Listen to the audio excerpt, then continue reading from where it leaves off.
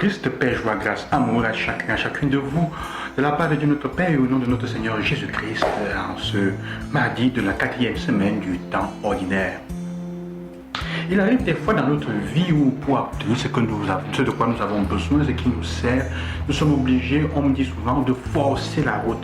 Nous sommes obligés de forcer notre voie, de créer la voie, de forcer, pour obtenir ce que nous voulons. C'est l'histoire que nous avons aujourd'hui, c'est un peu ce qu'il y a de commun avec dans l'évangile d'aujourd'hui, de cette femme qui a une hémorragie depuis 18 ans. C'est pratiquement tout le temps d'une adolescence. C'est une femme qui perd le sang, c'est pratiquement perdre l'énergie vitale. C'est perdre sa propre vie. C'est une femme donc qui est en train de perdre son énergie depuis 18 ans et qui n'arrive pas à être libérée. Même les médecins qu'elle a consultés n'ont pas pu la guérir. Elle a perdu même ses biens. Pauvreté, parce que perdant même son énergie. Ce qui fait comprendre, sœurs et frères, que si nous perdons notre énergie spirituelle, nous ne pouvons pas grandir, nous ne pouvons pas devenir riches. En perdant notre énergie, ce qui nous donne la vie, le sang, c'est la vie. Qu'est-ce qui draine la vie de notre corps? Qu'est-ce qui crée les hémorragies de notre corps, qui nous enlève notre énergie vitale? Il y a beaucoup de choses. Parfois le malin, parfois les personnes autour de nous qui ne nous veulent pas du bien. Parfois la mauvaise hygiène de vie, les mauvaises situations que nous vivons drainent notre énergie et nous enlèvent l'énergie vitale. Notre énergie de vie. Cette femme va donc forcer sa route vers Jésus. Au milieu de cette foule, elle va forcer et elle va aller toucher le vêtement de Jésus. Ce qui est intéressant, c'est que Jésus s'entend qu'on l'a touché. Qu'est-ce qui fait qu'il sent qu'on l'a touché? Il ne peut pas perdre d'énergie si cette femme n'a pas de foi. Malgré le fait que cette femme ne soit pas en train de chercher Jésus, mais qu'elle cherche la guérison, de toute façon, qu'elle veut rencontrer Jésus pour son propre intérêt, même de là, elle a la foi. Et c'est pour ça que Jésus se tourne et il cherche la personne qui m'a touché.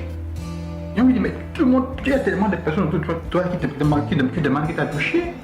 Jésus fait comprendre qu'il y a touché et touché. Il y a le toucher de ceux qui touchent parce qu'ils ont d'autres idées, et il y a le toucher de la foi. Le toucher de la foi, en effet. Cette femme force Dieu à guérir. Ou mieux encore, elle arrache la grâce à Dieu. C'est beau, hein? Et Jésus se tourne vers elle et il demande qu'est-ce qui m'a touché? Il veut la voir. Et c'est une raison fondamentale. Dieu fait comprendre que là où il y a la foi, il le reconnaît. Quelle que soit la raison pour laquelle tu t'approches de lui, s'il y a la foi, il va te reconnaître. Elle n'est pas là spécialement pour le chercher, mais elle cherche le Christ avec foi. Elle a la foi. Sinon, elle ne serait pas guérie. Parce qu'elle croit qu'il peut la guérir. Même si elle ne le cherche pas directement, elle reconnaît qu'il est le sauveur. Il a fallu qu'elle touche le fond. Qu'elle soit au point où elle ne trouve plus qui va l'aider à retrouver son énergie, pour trouver Jésus la guérir, pour lui redonner le courage de puiser en lui les énergies de vie qu'elle était en train de perdre, pour arrêter le flux, pour arrêter l'écoulement du flux énergétique de vie qu'elle a. Il n'y a que le Christ qui peut empêcher que nous disperdions et qu'on nous vide de nos énergies spirituelles et de vie. De tout ce qu'il y a, il n'y a que le Christ. Ça, c'est la chose la première. Et comme il disait, le Christ reconnaît, quelle que soit la raison pour laquelle nous allons à lui, même si ce n'est pas parfait, même si ce n'est pas pur, même si ce n'est pas pour l'instant la raison de le chercher, si elle est faite avec foi. Quand tu cherches le bien et que tu crois qu'il peut te sauver, le Christ va te reconnaître. Et c'est ce que Jésus fait. Il ne cherche pas à comment dire, ce que les gens font. Il cherche la personne. Il lui donne dignité et place. C'est cette femme-là. Qui es-tu? Ok, ta foi t'a sauvé. Il ne fait que confirmer ce qui est déjà arrivé. Mais il lui donne de l'espace. La deuxième personne qui est en train de frayer sa voie, de forcer la voie en Christ, c'est Jaïr, dont la fille est malade et est en train de mourir. Et il va obtenir quelque chose. Parce qu'au moment où on vient lui annoncer que sa fille est morte, c'est Jésus maintenant qui commence à forcer sa voie, à forcer la route pour aller guérir cette femme. C'est une histoire, c'est un évangile de forcement. Parfois, nous devons forcer notre route au milieu des occupations que nous avons, au milieu des difficultés pour nous accrocher et rester en contact avec Jésus. C'est ce que je veux partager avec vous aujourd'hui. Ce n'est pas facile de rester en contact avec lui. Il y a là une foule de choses qui nous dérangent. Les problèmes, les morts autour de nous, les gens qui se moquent de nous, qui rient parce qu'on dit « Ah, elle est morte », il dit qu'elle dort. Il y a des gens toujours en train de se moquer. Et parfois, il faut que nous forcions notre route au milieu des activités et des difficultés, des choses de la vie, pour pouvoir rester en contact avec Jésus.